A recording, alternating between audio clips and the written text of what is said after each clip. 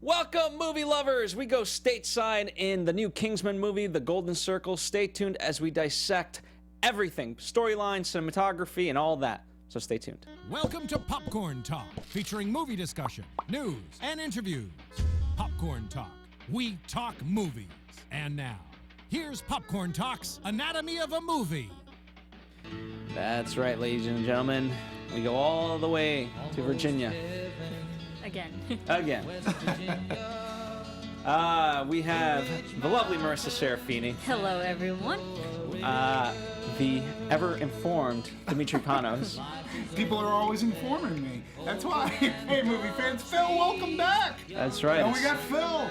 And Phil. I'm back. Phil Svitek, ladies and gentlemen. That's me. We're dissecting Kingsman, The Golden Circle, the follow-up to Kingsman, The Secret Circle. The Secret Service. That would. Yes. Off to an awesome start. I love Secret it. Circle was The the Secret show. Circle. Wasn't it a movie? Maybe. Yeah, probably. That was The Circle. It was a failed show. Forgive me. If you're joining us for the very first time, welcome. Couple of things. A, we will be spoiler-filled. B, you can always download our various rundowns in the description box. And check out some past episodes. If you're returning, welcome back. Hope you've enjoyed our past episodes, and hopefully this one delivers just the same. But as always, before we get started, let's give our quick impressions, starting with Marisa. Okay, so I really enjoyed the first one, and we talked about it in length on our first movie anatomy for this one. Yeah, go check it out. So I was kind of expecting the same kind of cool expectations for the second one, and quickly realized in the first 5 minutes, I'm like, oh, okay, it's gonna be over the top ridiculous, and I had to mentally check myself out of that. And so once I realized that, there were moments I was just like laughing out loud because it was so stupid. And I'm like, oh my god, that's an actual line someone wrote, and they actually said out loud. And so there were a lot of moments I'm like, what am I watching? I think the action was actually pretty good. Cinematography we'll get into. It's still cool, still really felt like the first one in the same style. But I think the over-the-top ridiculous got me out of this film. And I think the storyline was pretty, quite grand out there, just like the first one. So, in a way, there was a lot of nuances to the first. The second one was just like, all right. It was a fun action movie, and that's all it was. Yeah. I mean, for me, look, I felt that most, and I have to stress, most everything that was fun about Secret Service is in the sequel, The Gold Circle, with the exception of one thing. To me, Secret Service really went out of its way to be not that kind of movie. Mm-hmm. They even say that line twice in Secret Service. We're not that kind of movie. And Gold Circle, unfortunately, becomes that kind of movie, or I would say more to the point, that kind of sequel. While it is fun, and I did have, like you were, I had a lot of fun. I can't say I laughed a lot, and I had a lot of fun at the ridiculousness of it all. I still felt that it suffered from a major sequelitis symptom of bigger isn't necessarily better. And to me, it felt like a bloated Bond movie, where there's more focus on the gadgetry, over-plotting sets and locales, instead of just focusing on Bond, which that's what makes a great Bond movie. So Golden Circle also has like a longer run time, and I felt that it felt it, and it just wasn't as tight as the original, and it did feel weighed down to some extent. And the charm of the first movie was really the Eggsy Hart relationship, and in Golden Circle, we're just getting back to being introduced to the Kingsman, and bam, gone.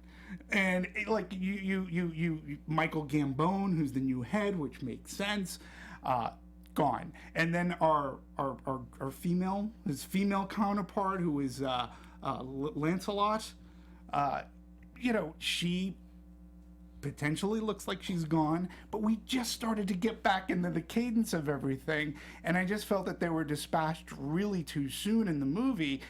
And then we're introduced to a whole new cast of characters, and the Statesman, who I really liked, and then we get the big reveal of Harry Hart is alive, and at this point, we're not even halfway through the movie, so there's lots going on.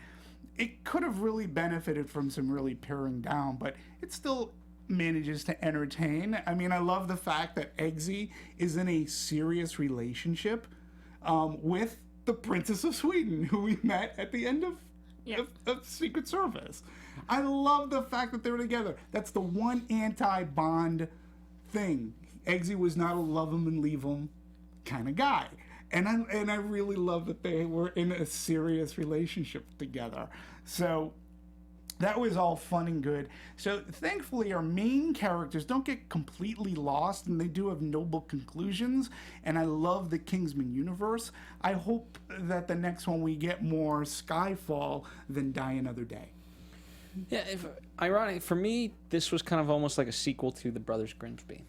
In terms of its overall ridiculousness. I thought about that too. Its humor, both are sort of British style, and you know it did. And whereas at least like Brothers Grimsby, as over the top as it was an hour and a half. This just was way too long. Honestly, it captured none of the original heart from me. I did appreciate Eggsy and the princess. I thought that was a really sweet moment overall, but everything else just unfortunately fell flat for me. I thought the action was just so over the top CGI. I didn't have a fun time with this one. I was really disappointed, and made me question, wait, was the first one like this and I just was in a different headspace? Well, the two things, you know, and I forgot to mention the real Rocket Man, Elton John, is in this movie, which to me added for a lot of fun. But the other thing that made this movie more appealing too is and I think you should set this up for everybody. Like, before going to like a disappointing sequel, see Mother beforehand, and it'll make that movie look awesome. So I saw Mother like a day or two before, so when going into this movie, I was like, oh my God, thank God. Something that was light, funny, and entertaining. Right. And I did see the original Kingsman a few days prior too. I just wanted to get back into the swing of things, and yeah, it was a more original movie. We'll get into more about the plotting and Matthew Vaughn's whole scope about this, but you know, I enjoyed the characters, and you know, Eggsy, he's just cool. Well, I thought Samuel L. Jackson, like, you know, when we talk about it being Eggsy's story in the first one, I thought this could have been definitely more of his story. But also, you can't discredit Samuel L. Jackson, as over the top as he is. He's just wonderful as a villain. And unfortunately, Julianne Moore, I wasn't really... I bought her character as Poppy, but I just didn't like Poppy. So therefore, it just fell flat. Right. I mean, I love Julianne Moore, and I mean, she's an amazing actress. She's an Academy Award winner. So, you know, it's not the acting that is her problem. It's the script and the character that they wrote for her, which was the problem. There are other antagonists in the movies and stories that are, like, perky, but also you love to hate. Like Umbridge, Professor Umbridge from Harry Potter.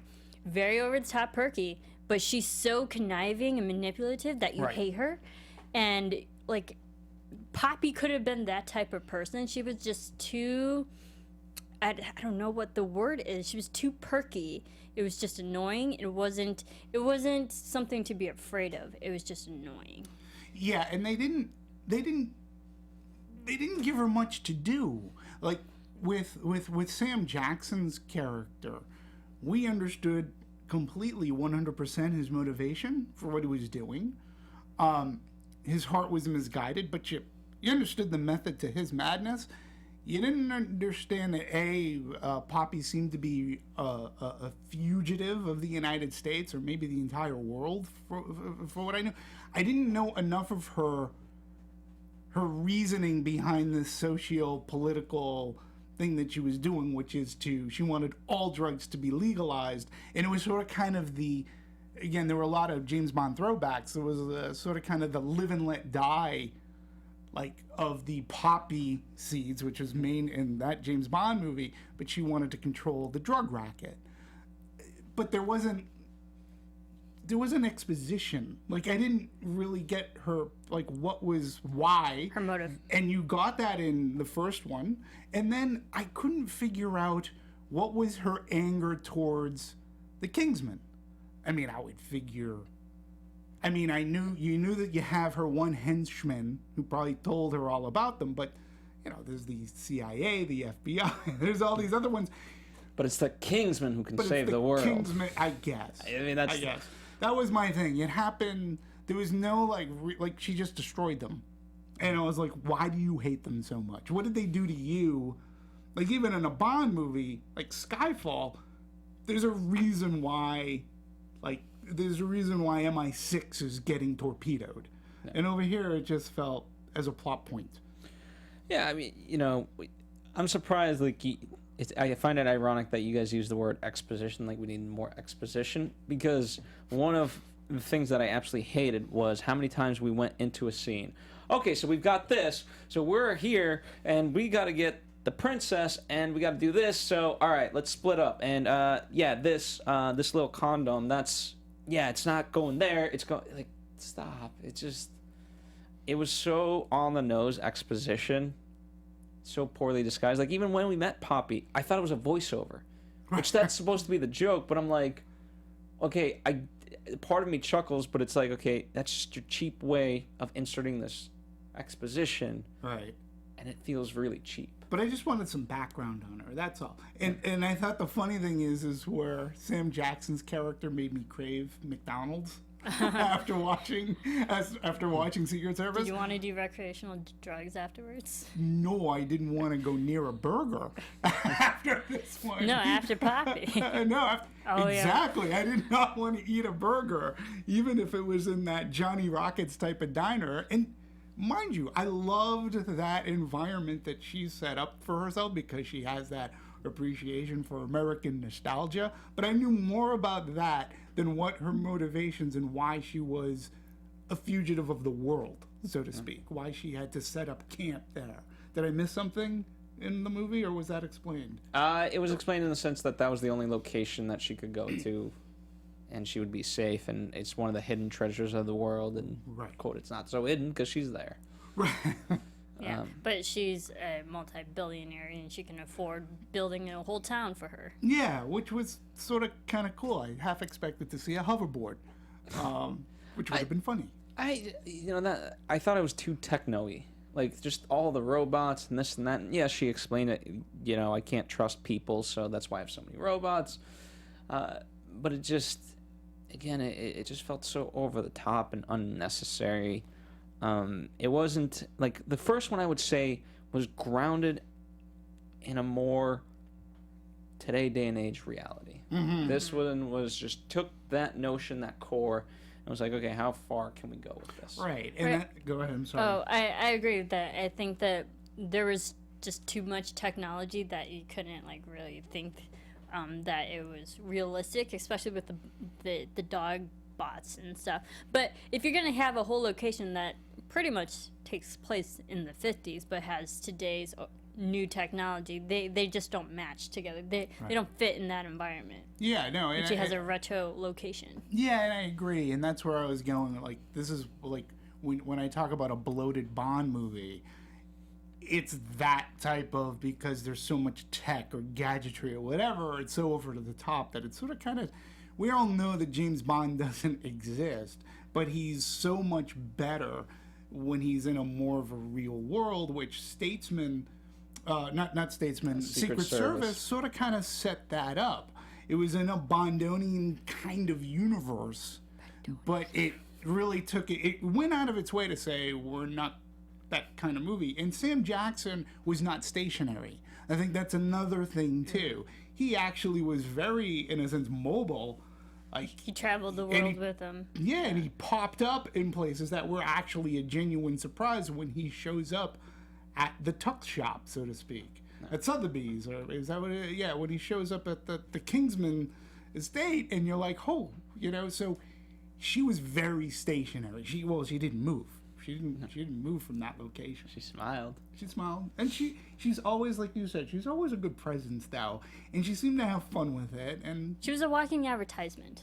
sure, She that's really a good way to was. put it. You said like how we introduced her was her voiceover for her commercial and the product she was selling, but her character throughout the whole film was just a walking advertisement.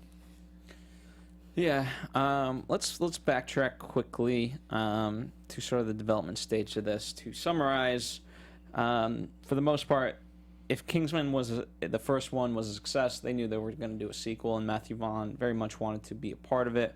There was a little bit negotiation in the sense of timing, not necessarily financial, but can they get everybody back? Can Matthew Vaughn do it? So forth, and it all worked out. He was writing the plot, and for a long time, Harry, it was stated by the studio and so forth that Harry was not going to be part of it, and then later on in the process said, you know what, we figured out a way to make it organic and not have it suffer, and so I think that was the first sort of big reveal. Which they revealed in the trailer, which, like, Harry coming back. Yeah. And that, to me, it's very bold, and I felt, okay, what more is this movie going to give us? But it was cool, and we'll talk about his resurrection, so to speak, I'm sure later on in the show. But, and Vaughn, he purposely did say, he set the first one up so there could be a sequel, and he wasn't necessarily down for doing a sequel, because to him, sequels are really hard because of what's happened, and he doesn't want it to be boring and unoriginal. So this wasn't boring.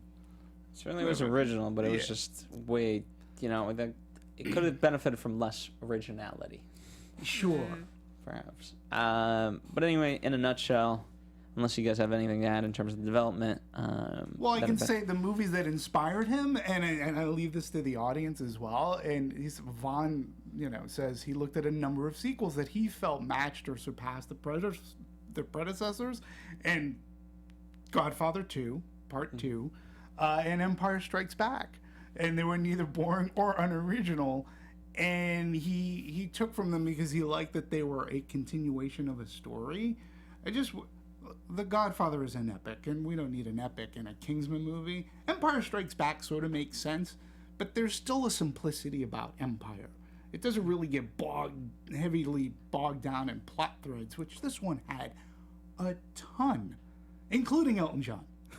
Well, but the thing is, those are better sequels than this one. Sure. And you say it's a continuation of a story. I believe that with those Empire and Godfather, this one was a whole new story. I mean, we had the same characters, but we had a whole new villain, a whole new location, and a whole new plot. So it's not really a continuation of a story when it's all new. Yeah, and just by this simple fact, we met so many different characters. Like, to your point, within the first 10, 15 minutes, let's say, we're back to starting position 1 because we wiped everyone out. Yeah, and it was a bummer because number one, I liked Sophie Cook, I believe her name. Roxy. Roxy. Yeah. I liked that actress. I liked that character. I loved. Again, it was a play on Bond when Eggsy's on meeting the parents, right? And like Bond, he was being asked these questions, and he was like answering. Bond knows everything, but then you'll find out it's because she was feeding him all the answers. And I was like, oh my God, that's awesome. It was really well done. I was sort of sad to see her go because they built up such a rapport. You don't see her die per se. So, well, you see the bomb. You see her jumping out of the way. I find that character to be very resourceful. So do you think she's still alive because we physically didn't actually see her body die on screen? If I'm going to take... if they're going to come back with the third film, she could still be alive. I think so, because if you're going to go with the Matthew Vaughn logic of part of how they brought Harry back, so I think because we didn't... we saw her escaping. You assume that she didn't make it. So maybe she just went into a deeper hiding. Maybe she will be back. I don't know. But I mean, she's really in the felt- mansion. They have to have like safe bunkers and safe would- rooms. I mean, That was sort of thinking. she's still alive. You think she's... Here's it's not that I don't disagree with you guys, or it's just the fact of I just hate that sort of play, and what they did with Harry in particular, that was such liberty to keep him alive. Like, we freeze the head, we do this, and it's like, it's just so, again, like when you talk about the gadgets, it's just too many gadgets, and I don't buy it. Like, if a bullet's going through your eye socket, it's gonna hit some damage. Like, I want to see proof that this is even possible, that someone can survive a headshot like that. Because in that case, it's fine. You can maybe revive them, but if they're dead, then good luck. You're not reviving them. Wait, you didn't believe the nanobot head wrap? No, I didn't at all. I thought that was the dumbest thing on. I thought it was very sloppy. Yeah, I thought it was a really quick, sloppy way to just explain. Oh, this is what we did, just so to keep him alive. I thought it was very sloppy. Well, see, I have a bar for this sort of thing. I do. And because I'm a horror fan, and that bar comes in the movie Halloween Resurrection. Okay? So H2O sets up Jamie Lee Curtis's character perfectly as Laurie Strode, and at the end of that movie, she lops off the head of Michael Myers at the end of that movie, okay? Michael Myers is dead. His head is lopped off. But Resurrection finds what I thought to be the stupidest explanation ever for resurrecting the Michael Myers. And I was just like, well, it's not as bad as that. I mean, because But that's not a good barometer, nonetheless. it's the only barometer that I have outside of if somebody wants to bring up the Friday the 13th. Those are completely different movies altogether. So, but this one, I'm like, yeah, it's a better explanation than what they gave me in Resurrection, because that one I just didn't buy from the get-go. This one I was like, okay. Again, bloated Bond. Way too much technology and He's the nanobots alive. and... I get it, science fiction. If this were Star Trek The Next Generation, this is what they would be doing. I get it. All right. I'll forgive it that, because it just wasn't as bad as Halloween Resurrection. Everyone just felt like a caricature. And granted, they had, like ginger ale. Okay, and we have champ and tequila and so forth. Like, we got these ridiculous names. Fine. I'm willing to go along with that. But... I don't want to, like, Halle Berry's another actress, and I'm not just pinpointing the women, so don't think that. But, she's a fantastic actress, and her, like, playing the stereotypical pencil pusher with, like, pushing up her eyeglasses, and, like, we can save his life. It's just, like, what? Stop. Just give me an authentic, honest portrayal rather than a caricature of what you think a CIA agent is. And I'm not blaming her. I'm not saying she made those choices. I just didn't like it whatsoever. I agree with you, though, because it's characters that we see in so many movies and television shows. It's not new or original. I think this particular film lacks from strong women.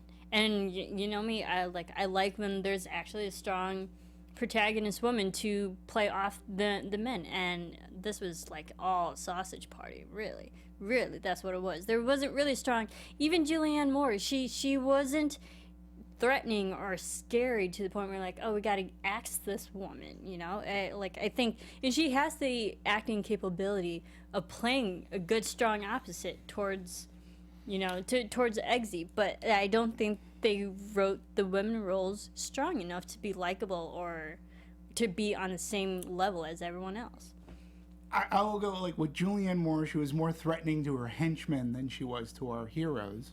As far as Halle Berry, and again, just going by Matthew Vaughn's logic about this movie, and he has called this movie a bridge movie. And the only thing I'll say about Halle Berry, who is also in a James Bond movie as Jinx, yes, she was the counterpart to Merlin, so she's the geeky thing. She always looks great, by the ways. And at least at the end of that movie, she's become a statesman, right? And, very well earned. So my hope is that when we get a third, which I hope we get a third, this collaboration, she has more to do. I just felt with the Statesman, and as much as I loved him, because I loved the fact that they were the Kentucky bourbon to the Kingsman Scotch, so to speak, and I love that. Like, Jeff Bridges was fun. I didn't need yet another plot thread about a double agent. I mean, we got enough to worry about here. Just introduce the characters, let them help out in whatever which way they can, and let's go forward, and then I'll look forward to the collaboration. It was just a little much. Channing Tatum, who we'll talk about, who made his presence in the movie. Well, I want to finish up on the girls for 1 second, because if you kind of consider that, we have Clara and we obviously have the princess, and Marisa, to your point about strong women, the princess was sort of the only one that kind of on a surface level could be considered strong, because she went against Eggsy of I'm not talking to you, but it didn't feel like a true emotion, the fact that Eggsy was being honest with her and so forth, and that's the way she reacted. To me, that's not a strong reaction. It's just you're just giving opposition to Eggsy. And then Clara herself, the fact that she was just DTF is absurd. Yeah. Again, the women roles weren't strong. And I think the princess was the only character that was strong enough. But then they had to debilitate her with being one of the people who's affected by this horrible thing that's going on, the disease. And I'm like, come on. It's like you even take her and literally have to put her character on limits for her to not do anything. Yeah, well, and for me, I loved the fact that Princess Tilda was in this movie. It was a pleasant surprise, and as soon as she came up on screen, I said, "Oh my God, they have the relationship," because I thought it was going to be with Roxy. They almost set it up that way. I loved the character and what she was standing for, and she needed to be rescued, but she's a princess. And I love the fact Princess that don't need to be rescued. 21st century women don't need to be rescued. Well, at the end of Secret Service, she was captured, and Eggsy's off to save the world, and I appreciated that they were together, because that is an anti-James Bond trope. It wasn't a love them and leave them. They actually had a good relationship. They're going to go meet the parents. They end up getting married. And I liked how that relationship was sort of building. And again, you don't see James Bond calling whomever saying, "Hey, I got to do this. I want to let you know." And I sort of liked that. It just didn't feel as real, because she should have been his confidant, right? She's the only, let's call it a civilian, that sort of knows what he's really capable of and what he's out there doing. And so they didn't have that deeper level of a relationship that they could have. And it is unfortunate they didn't take advantage of that. That to me would have been very interesting to see. I agree with you. I like that they have the princess. It felt a little bit flat. And I know one of the things we could talk about now is also everyone's biggest controversy apparently is the going down the rabbit hole sort of shop. No, because people are saying did Matthew Vaughn push the limit too far? Yeah. I don't have a problem with it. I just have a problem with the context, how easy it was overall to do it. That's the problem I have with it. But we'll have Marisa go first. I thought it was cheap. Sure. I thought it was just a terrible way to degrade the situation, and especially treat a woman like that. They set up a joke and we understood how he was supposed to get it in her. It's yeah, we got it. We didn't need to see it, but also it's set up for a longer joke. It was more so a running joke throughout this whole film, because now we know that this girl that he fingered is the girlfriend of his rival. So oh crap, they're all related in some way, and it kind of went to the end for again a joke that fell flat. Yeah, it wasn't needed. Yeah, for me it didn't. It didn't fall flat, although it wasn't as good as the "if you save the world, you get asshole." I'll be right back. That to me was funny, and how Secret Service ended. But again, It's not that kind of movie. I don't mind that it was unapologetically rated R. I liked how they had the conversation where Eggsy's like, so I need to get this, how do we get this up somebody's nose? Because it's got to be this mucusy, and he's like, no, dummy. And it's like, well, how do we do this? They're at the Glastonbury Music Festival. She's obviously high on whatever. I was like, okay, they're going there, and yes, she's the girlfriend of, whomever, and Eggsy does what he does. It didn't bother me because I don't know. It was just not. Okay, but I get that Bond, it's not PC, but we are so safe that it's. But Bond seduces women. Yeah. There's an art, like when you talk about James Bond and that whole trope, he is this, like, guys want to be him. Yes. Right? I mean, Marisa. Right. Would you not, like, if there was a James Bond type of person, wouldn't you be swept away by the words of him? I'd be all up in that. Yeah, of course. Well, and let me ask you this: if you heard what Eggsy said of, like, what she's saying is go away, like, would that be like, oh my God, you're so sweet, you swept me off my feet and you saved me, like, No. would that do? So there's not a romance to it. She's just, I'll use it like DTF, down to fuck, for no reason other than See, he's there. James Bond was more artistic, and this one was more brash. Yeah, this one's a bar pickup. That's all. It's a bar pickup. And like, you can't tell me they're on hookups, especially in Los Angeles, happening most every there night. are. So, But I just thought it's just so every day lame. It's just happens. like, Eggsy's better than that. But he's got to get his job done. And, as far as... But he didn't even do a job. The job did him. True! Well, he got the tracking a job, device right? where... Oh, it needed to be. congratulations! But, like... So they can figure out where in... I forget what country we went to. Snow Palace country we went to find the antidote. Okay, but I don't know if this is the right comparison, but it'd be like if you had to shoot a bear and you had to go into the wilderness. Well, this is like the opposite, where the bear literally knocks on your doorstep and is like, hey, I'm here to be shot. Like, I don't know how else to compare it besides, like, she just... It's too easy. Yeah. Yeah, again, Glastonbury Music Festival.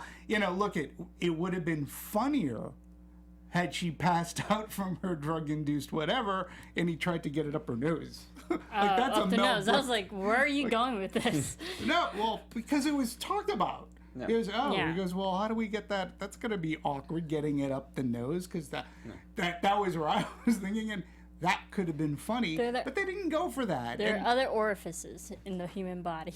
That are mucusy. Well, there are, but not that are mucusy and whatever, and that would have been funny had he tried to maybe get it up the nose. But again, it was very unapologetically R. It didn't.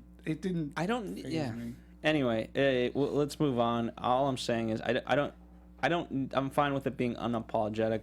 The context of it. Anyway, let's... I thought Secret Service, it worked better. I thought it was a funnier joke in Secret Service. All right, let's shift gears. Talk about the men. We just talked about them. Let's put the men on the slab. I thought, honestly, Merlin was the strongest character to me as far as the guys are concerned. Yeah, I love Merlin, and I even distinctly remember me saying in the first one, I love Merlin. Mm-hmm. Merlin is such a strong character, and I'm glad that Mark Strong came back because he's such a strong actor. I agree with. And I really liked him. He's the most consistent. He's the most empathetic during all the missions, and he's the most loyal friend that Eggsy needed in this. And then you saw his loyalty literally up until his end. And I like his character, and it's really sad that he died. Yeah, I mean, listen, I like Mark Strong is a good actor, and I was happy to see him in Secret Service as a good guy, because there was a time, like, he was the villain in the Sherlock Holmes movies. He was playing villains a lot. He's brilliant. But I like him better. I like that he's able to be a good guy, and he played a really good guy, and I was happy to... Well, of course, we have to have him back because there's no quote-unquote Harry and he's the one that sort of has to be Eggsy's mentor. Even though Eggsy becomes a Kingsman, he still needs some polishing. And I really like the relationship that they had. I liked the relationship when there was Colin Firth, when we had Harry, Merlin, and Eggsy, right? Because that really made a good trio. But Mark Strong in this is great, and he was mentoring. He was the father figure. He took over for Harry, and he was doing a really good job. I really like Taron Egerton a lot too, though. I think he is the backbone, and he plays suave so nonchalantly. That's what I really like about that character, and he's still a little rough around the edges because he could still wear a crooked hat, but yet he can be really good with kids, and I think that helps the bond between him and Merlin. When they get drunk together, that's one of the funniest scenes in the movie, and I think it's because of both of the actors. I agree, and I actually, the way you guys are describing it, I wanted it to be that. Then sort of reinserting Harry into the equation, now we have to retrain Harry. And it became a separate subplot. I really, as much as I love Colin, and I know, Marisa, you absolutely love him as an actor. Love Colin. This movie, I really think could have benefited with him. Take him out. Leave him there. Develop the Merlin and Eggsy's bond even stronger. Right. Yeah. I don't disagree. Well, also because we had such a strong Merlin and Eggsy, and then you add Harry to it. Now it's a different dynamic of a relationship, and then now you add Champ to it. You have. I think that's also the problem. You have too many alpha males together in a group, and we know, like the Marvels, they're always going to butt heads if something's going to go wrong. When you add too many guys or just characters, strong characters, together, and there's going to be a natural clash, and I think that's what they had.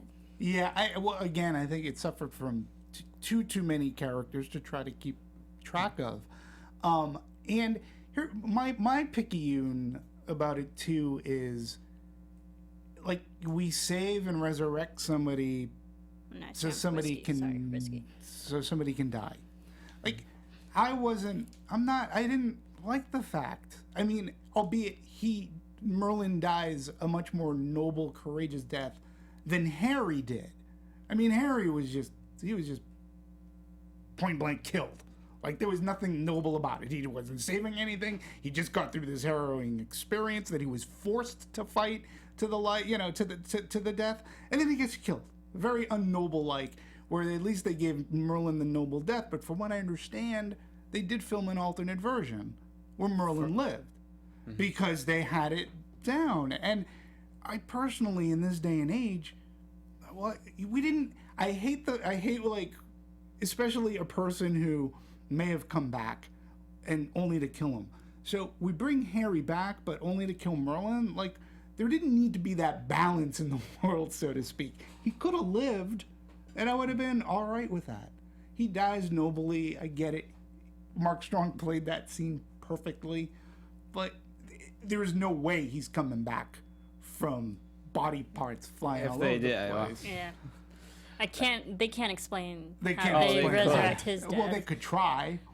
We got all his DNA saved somewhere. We Frankensteined him Anyway. and transcendence. But Mark Strong is a great character, and I like to see him be in that kind of role. Yeah, I really wanted more of him. It's a shame the way it went, because as bad for me as the first like 30-40 minutes were, I do agree with you. The Eggsy and Merlin bond was so strong. I really appreciate it. But would you agree that it was equally as good as the Eggsy Harry? Oh, absolutely. It was getting to that point. Yeah, that's what I was excited for. Yeah, me too. Let's talk about tequila, though. Not the drink, of course, but Channing Tatum. Because there's a lot of controversy of why. Well, I don't know controversy if this is the right word, but there's a lot of talk about why Channing Tatum doesn't have a bigger role in this movie. Right. First off, let's talk about the role that he actually did have, and then we'll speculate everything else. I thought he did good. I think the pattern in this movie was we get introduced to these characters are taken away. When it came to Channing Tatum, I thought he actually captured the screen quite well, and then he's taken away. Mm-hmm. And then I have to deal with another thing, and I had issue with that because that's what made it even more frustrating. I was like, okay, you know what? I'm kind of getting back into this movie. I'm enjoying this. Okay, fine. And then it's gone. Yeah. So, what did you guys think of, the character? I mean, I like Tequila. I thought that was a very strong introduction to, the stateside storyline, and that they had another quote unquote antagonist that they had to get through. And I like the action scenes. I thought it was funny. Channing Tatum, we know he has charisma, and we know he can dance, and just his personality. We know he's strong enough to have a presence on screen. And I think that's also the problem. We have too many strong characters in this film that we can only get doses of them every once in a while throughout this film. We got a lot of Channing Tatum in 10 minutes, and then that's it. And then you bench him. We literally ice him. Yeah, well, literally he goes on ice. And, well, the thing is, too, apparently, he had more to do. In fact, he was to be the character with the lasso. And there was even, I think, a trailer, but I know that a trailer had debuted at CinemaCon in which he's the character that uses a deadly lasso as a gadget. Whiskey. No, but Tequila was supposed to be that. Yeah. He's supposed Tequila to was supposed to be whiskey. Well, yeah, he was supposed to be the I'm not sure if he had that same plot arc of being, what do you call him, a double agent or whatever. But he was supposed to be using that lasso, and he was supposed to be in the movie more. Whether now, according to Taron Egerton, he says that there was a scheduling thing. So maybe he was filming Logan Lucky. I don't know. And again, if you're going under the logic that this is a bridge movie, Tequila does make that great. He makes, at the end of the movie, he makes that great entrance dressed up, and he has a bowler hat. I thought he looked god awful. Did you? I just thought it was funny. He looked handsome. I thought it was weird. I thought it was a weird ending to this film because I literally had this thought watching it. I'm like, why are we ending this film on Tequila? Yeah. But he's not the last person that we should be seeing in a movie. Mm-hmm. So I think that's the setup for a third one if they want a third one. Yeah, I mean, Tequila is going to be a bigger character in the third one. Yeah, and I just looked at it as like almost a button, because we do see the Kingsman shop looks to be reopened. But you shouldn't end on Tequila. You end on Eggsy or someone. Yeah, I don't. You end on the actual protagonist of the film. Yeah, I don't disagree there. Sorry, but I didn't mind seeing that he would come back. But again, it just goes. He had his one great scene, like when he was dancing. Come on, like that was funny to me. Like, he was great. Like, he was. Great. It was funny. It was not needed. Yeah. It was not needed. But it was funny. And again, and this is where I'm so conflicted. I had fun watching this movie. This movie made me laugh more than so-called comedies that were released over the summer. It's flawed. Channing Tatum is a good presence, but again, this could have been like maybe at some point we didn't need Whiskey's character. I don't know, but I thought there was too much. Like, why did you need to make Whiskey? Why did I need to be introduced to a character and get more about his background than my villain's background? And then he subsequently becomes sort of a villain, and I'm just like, there's just too much. No. And I wouldn't have mind Whiskey to come back, but he should have been there to help, other than be counterproductive to what needed to be done. So there was too much going on. Well, I don't like the use of the word bridge. In a trilogy, if we're gonna call this going into be a trilogy, the second movie should be just as good as the first, and the third. Mm-hmm. The notion of bridge just means like it's a throwaway movie. I shouldn't watch it because it's a waste of my time. Yeah. And I don't like that notion, and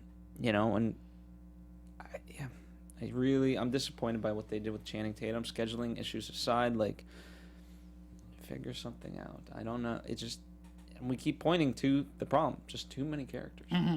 Too much. Right. I mean, like, and I like Tequila. Maybe he did his bit, but you didn't have to have him be one of the ones affected either, because in the end he still lives. I mean, he could have just like introduced the guys to stateside, and then that was it. But him getting sick just shows the differences between Statesman and Kingsman. Right? And he was a little bit.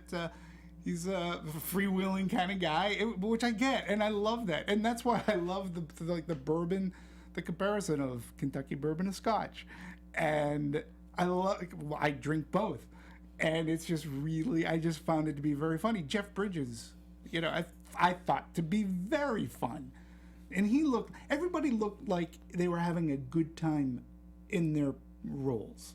And that, to me, too, sort of goes a long way, even though they were given either too little or too much. You think so?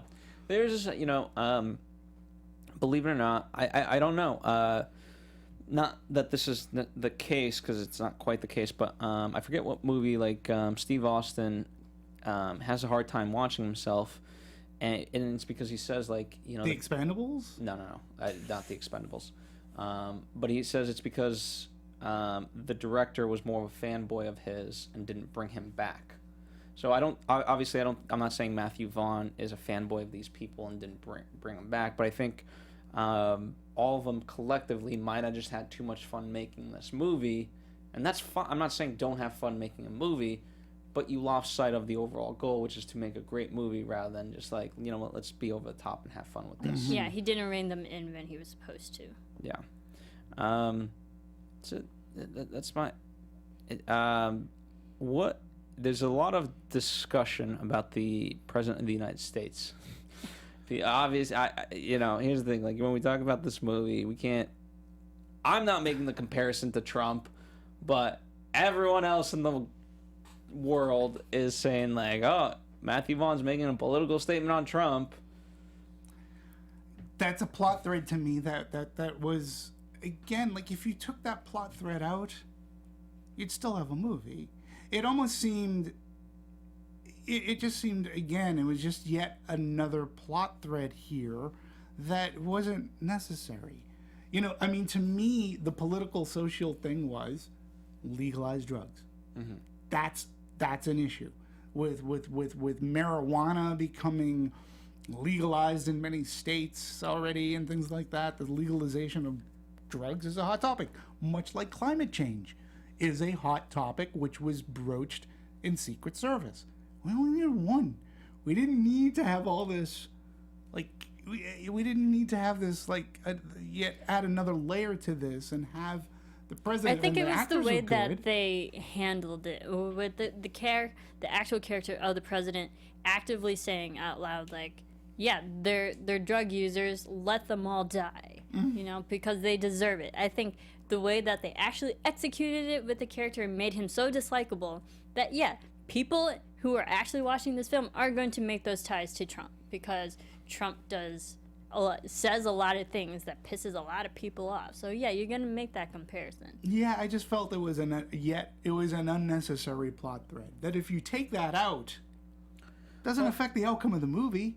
No, the tough, and thinking about it, Poppy, the problem was, what I loved about Samuel L. Jackson's character was the fact that he actually did come from a decent perspective. Flawed as it may be, he was trying to do his bit. Right. Poppy's just trying to be rich. Yeah. So when you talk about, she's trying to legalize drugs, it's so she can be rich, not because, drugs should be legal because of X, Y, and Z. Mm-hmm.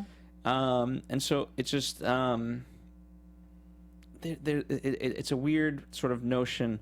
It almost kind of becomes who's worse? Is Poppy worse, or is the president worse? Right. Honestly, I don't know. I don't know what to think of it, because in some sense, I think Poppy, they should have had that perspective of what, if I drug the druggies, then I'm doing a service to the world. Right. It's a flawed notion, but you could understand the rationale. Or at the very least, give a reason. Don't make it right. Give a reason why. Say marijuana, medical marijuana, right? say she had a sister, brother, father, mother, whatever, that was denied this treatment, right? And so she has skin in the game. Like, you actually felt that Samuel L. Jackson's character had some semblance of skin in the game, regardless of how off the rails he was. There was nothing about that character other than being rich. She was literally, if you look at Live and Let Die, in a sense, the character played by Yaphet Kotto was the same thing. He wanted to corner the drug market so that he could be the only guy in like New York or around the world to sell drugs. And he wanted to become rich. So that's what her motivation was.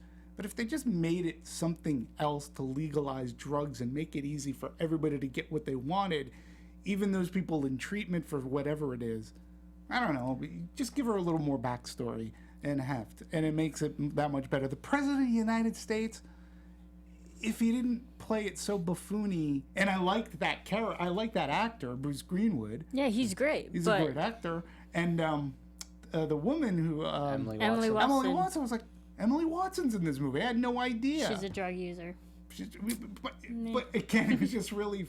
I like, again, at least that debate was, look, you had me working all hours of the day.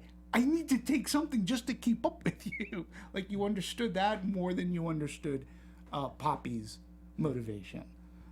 So, but it was an unnecessary plot thread. Fair enough.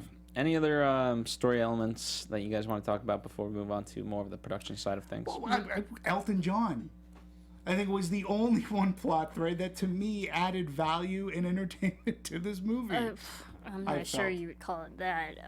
Definitely entertainment, but there was no value to him. Oh, he entertained me. I thought he was hysterical, and I liked how... But that's also the problem. Like, he kept popping up so often in the whole third act. I'm like, why are we watching Elton John save the world? And because it's funny. But, all right, I get it. Show it once, show it twice, but we do not need to see him every 5 minutes. Yeah, every 5 fucking minutes. Here's what I could best describe this movie as, if I was a salesman, right?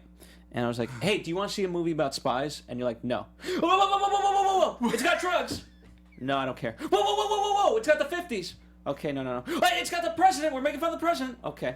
Oh, yeah, it's got Elton John. It's got Elton John in it. And John Denver. So, like, it's like a catch-all, save this movie, something in it for everybody, so you don't like this, but we got this for you, don't worry. And it's just like, combined together, it's a hodgepodge of crap. Yeah, Elton John, he's an amazing performer. Mm-hmm. We know this, and I'm glad that he could laugh at himself. But the joke got old real quick, and we did not need to see it every 5 fucking minutes of the last third act. I had no problem. Having him kung fu fight in those platforms, I thought was hysterical. Having him say things like "fuck off," I thought was hysterical. 10 times in succession. I also loved it. I did enjoy the joke that the dog bots were literally named Benny and Jet. Yeah. That was funny. But I got it. Yeah. Okay, we have Elton John.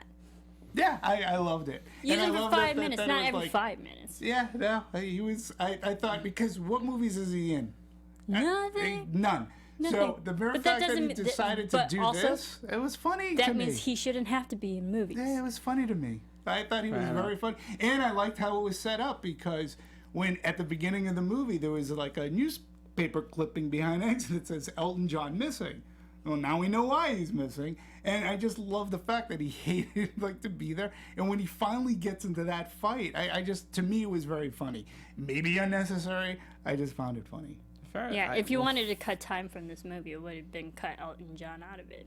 Yeah, not for me. There were so many other things I could have cut out of that movie, story-wise. But as a prisoner, I thought it was funny. You know what? And maybe, here's the thing. I can't pinpoint. I just know it was just way too much. So you're not necessarily wrong. If there was other stuff cut, maybe I would have found it funny. It just needed to be tighter. Yeah. That's where Secret Service worked. It was a very tight movie. It was very singular in its, we had this one villain, and we didn't have an over. Number one, our characters were getting whittled down, because remember they were testing these new recruits to be Kingsmen, so we didn't have to really deal with them. We had this one villain, and just various things. This one just had, it was bloated Bond. It went for the moon, and it threw everything in but the kitchen sink. Well, that's what I'm Well, saying. I had a grinder Shot instead past of the a... moon. You like music festivals? We got a music festival in the movie. You like going down on women? We got that too. Whatever you want, we got it. we got it. Yeah. All right, so let's shift gears and talk about production. Sure. Where to begin? Cinematography. The one thing I really do appreciate was how well the movie did look. It had the same style as the other one. I don't necessarily agree with the way the action was filmed, but the look, the actual, like, if you paused on an image, the colors, the framing, it was crisp. It was beautiful, very well saturated. It was also in combination with the costuming, where you had, the bright colors and so forth, and that carries over to production design and so forth.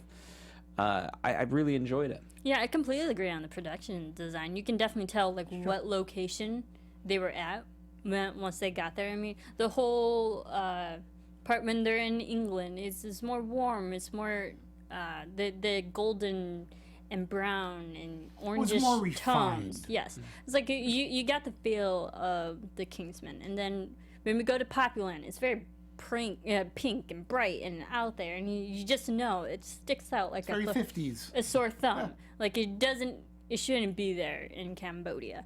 You definitely understood like the locations. They look nice. I mean, you can definitely tell where the money went to in this film. Visually, this is a pretty film. Absolutely. From everything from production design to even costumes.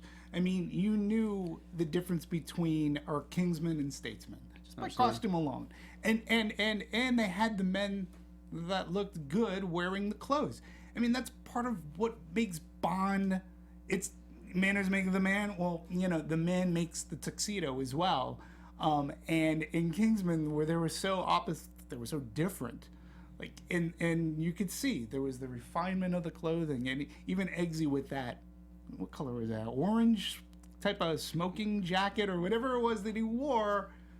Would look ludicrous on tequila or whiskey, but I loved that. I loved the clash of the two cultures that had to work together.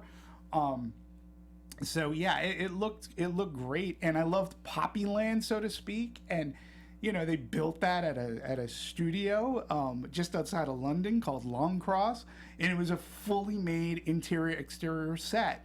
That Adam Bowling, who's one of the producers, was saying. And I just, it looked great. And it sort of had the feel of a Bond movie for when Bond travels the world. And I appreciated that, although I just felt there may have been a little bit too much of that. Mm-hmm. So, but, it looked great. Thought it was filmed and shot well, and yeah. I don't disagree with you there. Yeah, it's a gorgeous movie. And Darren Guilford, and who's the production designer, and art director Joe Howard, basically they lived there for 5 months. Every detail under their supervision. Popular was so much fun to think about, and it really framed Poppy in a cross between Vegas and Disneyland. Yeah, it's what he totally wanted, Vegas, right? Totally Vegas, and it makes sense with Elton John, right? So, I really thought that they did a really good job in realizing Poppyland. It was fun. I like Kentucky. Kentucky looked like Kentucky. I mean, I've been there. It's a gorgeous state. I like the distillery that they were at, and it looks nice too. Even their boardroom was very, posh and prestige. I was impressed by because I too have been to Kentucky, and I've taken a tour of the Maker's Mark distillery. And when you're driving up there, like, it really is. It's sort of weird. It's sort of creepy because you do see these big, large buildings with the black roofs, which are specifically for distilling bourbon so that they conduct the heat in the barrels. But I loved seeing that there, and I love the boardroom. The boardroom was great, and again, it was just such a different, contrast to what the British Kingsman is. The thing I didn't like was just everything was too smooth, shot wise. I appreciate I appreciate some of the transitions, but then other ones, like for example, Spielberg does this. Well, he'll do a match cut, right? Right. So take Indiana Jones and the Last Crusade. Someone gives Indy the hat. He puts the hat on, and he looks up, and boom, he's old. Right. It's a match cut. Sure. So there is an art form to it. I thought with this we tried to do too many interesting transitions from one to the other that were too forced. And then with in particular when we an example when we were in Kentucky, we move the camera and then we're going through the top and down into the bottom, down into the boardroom. Right. I don't necessarily need everything to be that smooth. Okay. Right, and there were also transition shots from just locations. It's that they use the media footage as one. Sure. When they're reporting on the news, you see it in one location, it zooms in, and then when it pulls back out, now we're in Cambodia. You know, so and then I get that it helped move from scene to scene, but also just this is where you have to realize, oh, it's time. You never really think of how long it takes someone to get from here to Kentucky to Cambodia, back and forth, but yeah, I mean, they did it in this film. Well, they do it in Bond movies too. Yeah. I mean, he's on a plane and he's in Rio. I know. It's so I don't mind that. That happens in every movie where there's major travel. I mean, Right. It's just that's how you. It's a way of. But even that private jet looked nice. Bridging. Yeah. I just felt it was overused. Sure. Is all I'm saying. When you talk about cutting out, here's the thing: when you edit a movie, right, and you're trying to trim down a movie, I would always suggest, and I could be wrong if people if people disagree with me that are professional editors that do this on a daily basis. I do it. I would call myself a professional editor, but not on a daily basis. You start by trimming down things. Sure. Right? Yeah. Because the last thing you want to do is have to eliminate certain portions. So if you're going to trim down stuff, the transitions from scene to scene honestly probably could have cut you a good 10 minutes. If I had to guess, to be honest. And then you get to keep the entire movie and you're at tighter length. So I just felt, when you talk about the excesses of everything, Right. that was Yeah. excess too. If you cut Elton John too, the movie could have been shorter by 5 minutes too. I don't get this hate towards Elton John. Listen, No, I don't I- hate Elton John. No, You I hate- love Elton You John. hate Elton John. Let's face it. I be love honest. Elton John. Yeah, I yeah, love yeah. his music. I hated him in this film. I loved him. I hated him in this It film. was great. I love his music though. Well, speaking of music, let's switch. Well, but wait, I do want to talk about some of the production design too, and going into making, say, the costumes or what about the Statesman, that was, we have a distillery, which is part of their front, and again, it just shows the difference because the Kingsman front is a couture, it's a suit place. It's Tailor. a southern, it's They're a tailor. tailors. They're tailors, and over here they're bourbon makers, and there's no hint of a spy organization above or below, and there is an American sensibility because, well, Kentucky bourbon is very American, but the fact that this is what they're doing, this is what they're making, they have their own brand of bourbon, and which Eggsy and Merlin get drunk off of because that's the what do they call it, the Doomsday Protocol? And they bring it up. This is the Doomsday Protocol, and then they find that there's the little K on the back that's let's go to the Statesman. But I just loved how they made that different. They were wearing jeans and cowboy boots, smoking cigars, and I just loved how they set up the differences, but yet they have the same goal and they could still get along. As different as they are of an organization.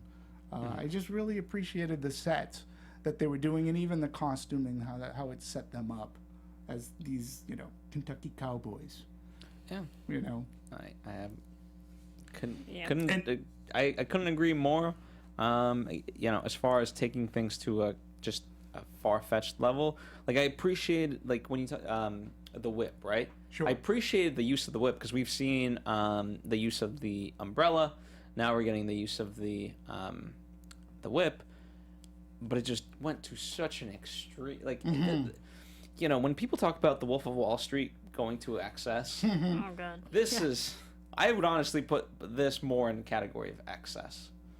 It went into another extreme or another type of extreme. Well, we had the whip and the lasso that had all their fun technology to that, and I thought it actually looked really cool while we were watching it on screen. It was just another cool use of a weapon. It was a gadget. It's a gadget. Yeah. But there was Eggsy's in a bar in Kentucky. He's looking at his drink and he goes, I ordered a martini. She goes, that is a martini in our parts. And I was like, that's hysterical. And he drank it. He's like, all right. Those are the kind of like little nuances that I like regarding the whip and the lasso or the skip rope, as Eggsy called it, which is funny. It's yet another gadget. It turned into another gadget. Yeah. And there's got to be something that I could have swore that there was some semblance of a rope that cut people. That I forget if this was done in another movie, but if somebody remembers another movie in which a rope turned into like a laser and cut people, I forget what it was. I don't think it was a Bond movie, but that's a subgenre we'll talk about next time. Sure. Movies with ropes that Cut people. turn into lasers. Yes. All right. So let's talk about the music, right? Because the first movie itself had a great soundtrack. Now this one in particular has a great soundtrack as well. It does. So we can sort of agree on that. And I appreciate they did bring back the I don't know what to call it. I don't actually know the name of it, but I'll call it the Kingsman theme, if you will. I really like that so much. What did you guys think of the music? I thought the music was used very well in this film. I mean, we got the opening bagpipes at the beginning of this film to John Denver's "Take Me Home," but in a very Kingsman-like sound. But then that also translated to and kind of bookended with actual Merlin singing of the song. So I thought the use of music was very well done. And I mean, we had Henry Jackman from the first movie's composer. He came back for this one, and he actually comes from a family full of musicians and composers, and he has quite the musical pedigree. Right. I enjoyed what I specifically enjoyed about this soundtrack, and I was listening to it on my way up here, is how it adapted to its environment. So you would hear the Kingsman theme, but done to, country western type violins or acoustic type guitar in the background. It had that cowboyish country flair to it, and I appreciated that. It adapted. It enhanced the scene. And the Kingsman Secret Service soundtrack too was a really, I really enjoy that soundtrack as well. And this one is a sequel soundtrack, I think, very well segued and adapted to the environments that were put into this movie. And having Mark Strong and John Denver again, and Mark Strong talking to, I believe it was Eggsy, where he said something to the effect of, "You don't even know who my favorite artist is." Yeah. He's like, "Well, who's your favorite artist?" And I'm thinking, do we know who his favorite artist is? It's like, it's John Denver. And so, and they gave that to your point. We opened up with the bagpipes, which was fun. And then when he's singing it, it was more orchestral. It really came up nice, and it just had this nobility to it. Yeah. So. I enjoyed Poppy's music, right? In particular, the way they introduced her, not the exposition, but the actual the grinding and making of the burger. That just elevated the stakes to such a degree. I enjoyed Eggsy meeting the parents in Sweden. I thought that music was good. Yeah. What I didn't love, though, was there was to make the joke sort of hit, they played the music at such a high volume that it conflicted too much with the audio. And I get that's which scene? In particular, the princess dinner scene. Okay. Only because, like, I get it. You're not really supposed to care about what Eggsy's actually saying. Right. But I actually was interested to know what the hell, like, okay, I want to hear about whatever the political climate is or so forth. That it just got too drowned out by the music as opposed to, and again, it's a choice, but I didn't love that choice. But also the music played with Elton John's music. Oh, I sure. mean, you had Elton John's Saturday Night playing while they're shooting everybody out in the entrance of Poppyland. I thought that was well done. It felt more like a music video. Isolate the scene, it's cool by itself. Well, and again, Matthew Vaughn took, one thing too that inspired Matthew Vaughn, and source music was used in Secret Service to an extent as well. But it's becoming, well, since Guardians of the Galaxy, which uses music, I think, perfectly, which uses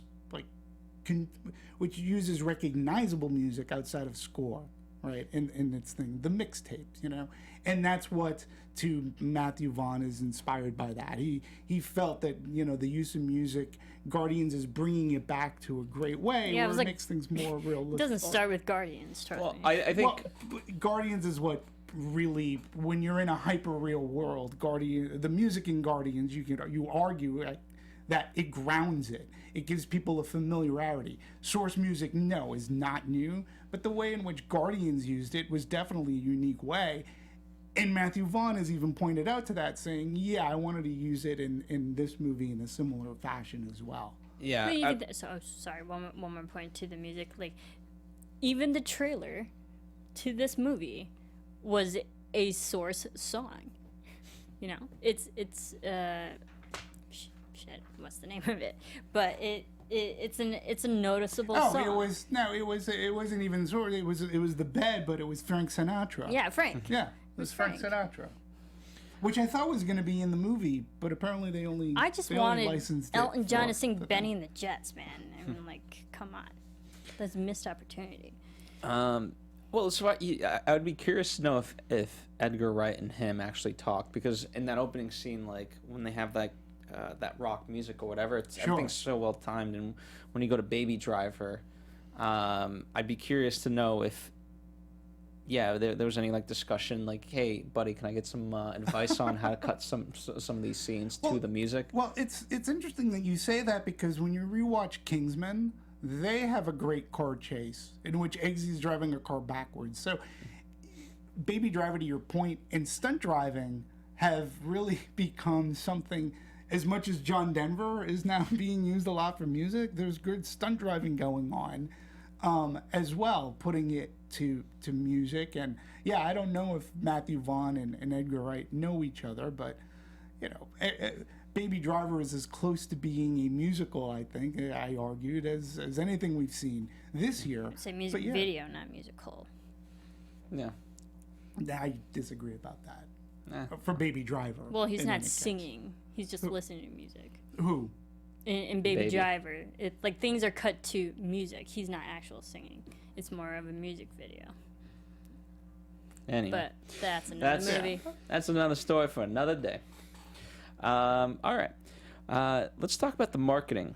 I thought, I'm a huge fan of Archer. But let me put it with a caveat. I'm a big fan of Archer, but I will admit that I haven't been watching in the past seasons, probably like the past 2 seasons, and I am disappointed because obviously there's that huge Kingsman Archer tie-over. And I suggest, like, if for anyone who loves Kingsman, if you love this movie and if you love the first, definitely check out Archer. It's a great TV show on FX. And especially, I wouldn't say jump right away to the crossover. Definitely watch all the seasons. They're on like 8 seasons at this point. but it's really fun and really smart humor. Right, it's the same. It's the same humor. It's the same type of comedy. They're raunchy, and they make all the inappropriate jokes at all the most inappropriate places. I've seen most of Archer actually, so yeah, I agree. Check it out. Demetri, I'm surprised you don't watch Archer. There's only so many movies that I can watch, and then to fit in a ton of TV. There's only so much I can watch. You will thank me when you watch it. I don't disagree with you. I would probably love it. There are so many shows I know I would love if I watched them. But Archer's pretty just much an trying to find inappropriate Bond. Yeah, well, Yeah. And somewhat, inappropriate, and he's also like somewhat competent, but also not. And he always manages to, but the more he drinks, the better he becomes at being an actual spy. Anyway, we digress. Overall, you guys made mention the song and like all the trailers I remember, and I remember just the trailer being out for such a long time, playing so many times at so many different movies. been out a lot. You know, and to me the iconic shot is just the tilt down or the jib down of Eggsy looking at the rubble that's there, and so we always knew that was going to be the case. And to be honest, I didn't know what the rest of the movie was ever going to be. We didn't really get a sense of who. We knew that Julianne Moore was in it, but we didn't really see that she was the villain, or they didn't identify that, or certainly what her motives were in the trailer.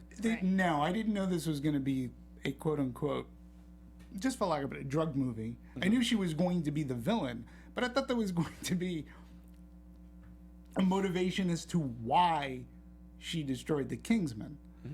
And I didn't realize that it just happened so swiftly. That when it happened, I was like, well, bye, Michael Gambon. So long, we hardly knew ye.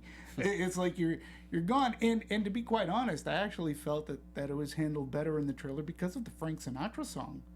It was a music video. I just thought that it was handled better, more emotionally, and they didn't have that song to be played at all during that particular scene. And they showed the stylized action. And, well, that's what I'm saying, because they went for style, right? So, because now I'm remembering it.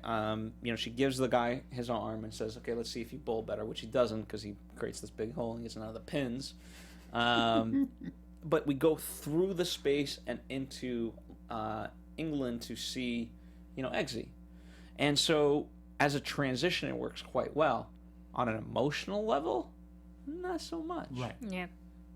Agreed. So that's now pinpointing some more things. Anyway. And again, I think credit to the actor. Like he just has a look about himself.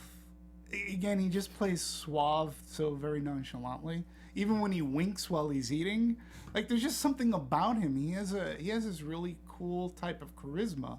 That's what I really liked about him in the first movie. Yeah. That he could just play that. And he's like nonplussed almost. In a sense, even when things are looking not so good, but that's what I like about that Taron kid. He's good. I like him. I like him a lot. Yeah, I'm excited to see him in a lot more things. Yeah, and the trailer was. I mean, they did do a good job marketing this movie. This ended up being like this is a sampling of what was the final poster, and again, you have the umbrella to the lasso. To the skip rope, Yeah. so to speak. Marketing, I thought, was fine. Yeah. Overall, I mean, it didn't, as we said, it didn't really tell you what was in it. It got you excited for who was in it, because we certainly knew Channing Tatum and all these other people were, and we sort of opened up the show where we knew Colin Firth was going to be in the movie, so they didn't hide that fact. And it's even in the trailer. Yeah, and did you see the That hair billboards? is there. Yeah, it was the button of the trailer. But I also like the suited up, booted up. When we had, so I appreciate what they did for marketing in this movie. It was fun. It was fun marketing. Absolutely. All right, so let's get to the nitty gritty, what we call the numbers and the reception. Came out. I mean, all in all, they did move up the release date. people are speculating because of Blade Runner. They didn't want to compete with that. So it came out alongside Ninjago and Friend Request. Projected to make about 40 to 45 million that weekend. And ended up making about 36 million on the weekend. 39. 39. Yes, I mean it's doing financially. It's actually doing well. Oh, I apologize. 36 was the first movie in its opening weekend. Right. So it's up from 36 up to 39. Continue though. Sorry. Yeah, no, I mean opening weekend, 39. It's funny if you follow this stuff. Come Thursday, you're hearing high 40s, maybe 50, and then you're hearing high, still all that, and then 39. 39 is not a bad number. It's not exactly 40. I'm sure that they would have liked to have reported 40. Fox would have, but that's sort of, you can't fudge an opening weekend number to add an extra million because it literally was 23,000. So that's adding almost $1 million to your gross. And then but thus far, as of September 28th, the domestic total's 49.7, and foreign, which accounted for 58% of the gross thus far, 68 million. So they were not advertising, but they were being able to go out and said that worldwide they did over $100 million, which isn't bad. And thus far it's $118 million, including worldwide, of course. So, well, budget-wise, strictly production, 104 million. They're saying, which you can take that to 100. I mean, based on the advertising, I wouldn't be surprised if it was like 150 million. Well, 150 million would be all in. All in print advertising, and that could be conservative. I mean, Fox. Listen, they had this trailer up everywhere. I mean, we're in LA, so sometimes it's a little bit skewed, hyper real and skewed for us because we'll see the billboards and the bus, the bus stops, everywhere. They'll paper it everywhere. So, but it was on television a lot too. So they probably, they bought a lot of TV. So 150 is very, that could be it's a very good guesstimate. Yeah. 4,000 theaters too. I mean, it's everywhere. Yeah, 4,000. That's a big. That's a very wide release. That's a tentpole release. Yeah. So they take that very, they took this movie very seriously. It's interesting. So it beat it by about 6%. Secret Service opened during a holiday weekend, which is Valentine's Day. This one did not. This one didn't open on any type of a holiday weekend. And every weekend's a holiday in my book. I don't disagree. The demo seemed to be pretty much very similar. 56% guys to 44% females went to Secret Service. But men liked the movie a little less than the first, B+ to an A-, which, okay, that makes sense. The over 25 crowd arrived in a big way to Golden Circle, drawing 74% versus the first chapter's 60%. So those under 25, which 26% loved Golden Circle as much as they, with an A, as much as they liked the first one. So it's very interesting demos as to what they're doing. It seems to be very similar, with the exception of the only real main difference is we've got Rotten Tomatoes score is very different from the first. But also the release date too is different because I remember when the first Kingsman came out, it was kind of programming to 50 Shades of Grey. Like the women went to that one, and the men went to Kingsman, and that was during a holiday. And this one, there's really no other film out there right now that's more geared towards women. No, and have any kind of programming to this one. And let's not forget too, it was having its run at the table for 3 weeks. Like it had no competition. Like, we literally, I mean, this period has been a dead period, right? So we had It, which surprised the hell out of everybody, okay? And that was #1 movie for 2-3 weeks. Now we have Kingsman, and then next week We have Blade Runner. So we're ramping up again. So, we'll see what happens. We'll see how it holds in. A couple of people, like as far as Rotten Tomatoes, their summary, Kingsman: The Golden Circle offers more of everything that made its predecessors so much fun, but lacks the original's wild creative spark. Rolling Stone writes, the stunt defy the laws of gravity, but are less fun for that. Watch out for the fight on the ski lift. Even where Kingsman Golden Circle goes off the rails, it inevitably does. This cracked caper wears you down with action and giggles. Sometimes overkill can hurt so good. Wow. Sometimes too much of a good thing. But regarding that scene, okay, regarding the gondola scene, they actually built that revolving. They actually built that. Let's call it a ride because it's something that you see at fairs. Yeah, I always remember this is it. the Graviton. It's the Graviton. It's Thank the you. Graviton. Damn it! I've been in that killing ride. myself to know what that. I was watching it. I was like, dude, this is the Graviton. That was a real. That's a real ride. Well, but they made that. They were actually pasted. That wasn't Velcro. They were really spun around a lot. So there are parts that weren't really CG, and that actually is a really fun set piece. It's very innocent Bondonian because he's had fights on top of gondolas at ski resorts or in Rio and such. I was actually surprised as to how much this took from various James Bond movies, whether it was The Spy Who Loved Me or Live and Let Die or things like Moonraker, or remember Inspector? There was the whole that structure that was in the snow. It wasn't the Alps, but there's always this. I was surprised they didn't have a skiing sequence in this movie. So. Well, here's what we can look forward to.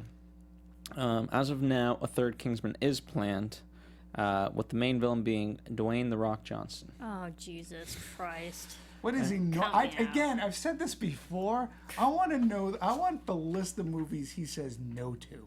We'll see. And there is interest in making a spin-off for the Statesman as well. For the Statesman.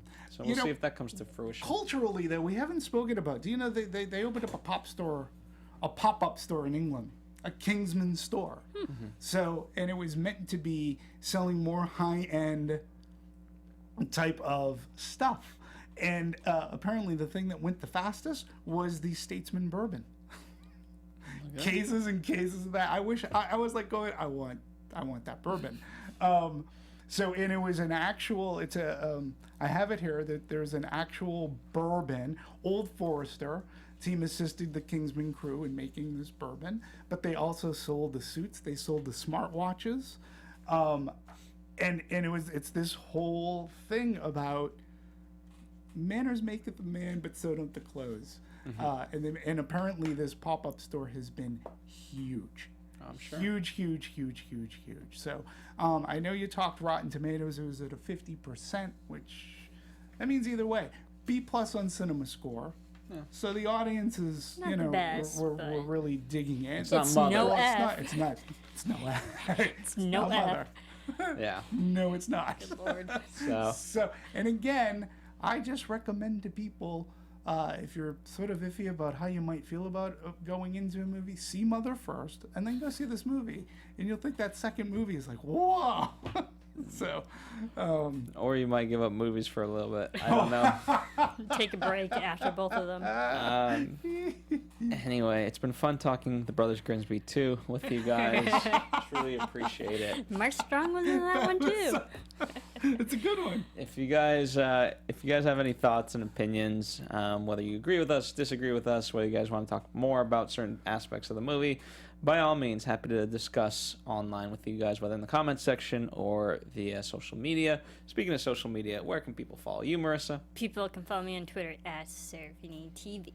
And where can people interact with you, Demetri? Please support me on Twitter at DMovies1701. I want to take a quick minute, too, because people have been interacting with us, and I think in a really awesome, amazing way. on YouTube. People have been making some really great comments. I've been having some really solid, awesome, wicked fun conversation with some people. Even on Twitter, people have showed their support. So I just want to say thank you very much.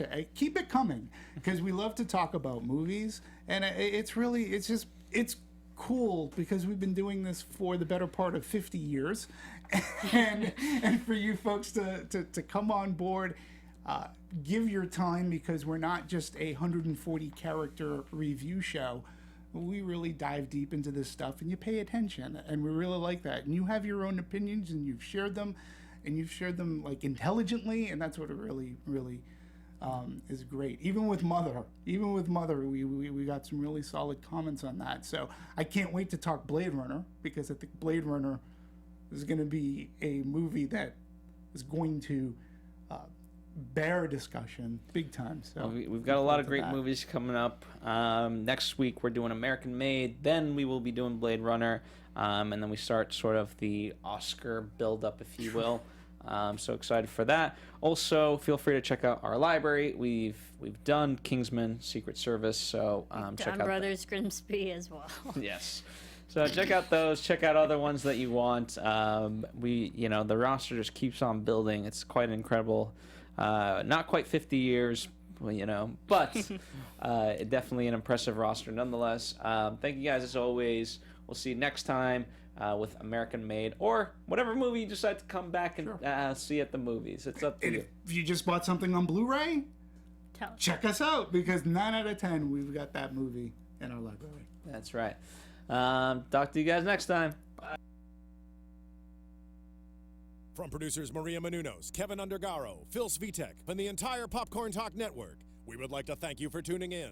For questions or comments, be sure to visit popcorntalk.com. I'm Sir Richard Wentworth, and this has been a presentation of the Popcorn Talk Network. The views expressed herein are those of the hosts only and do not necessarily reflect the views of its owners or principals.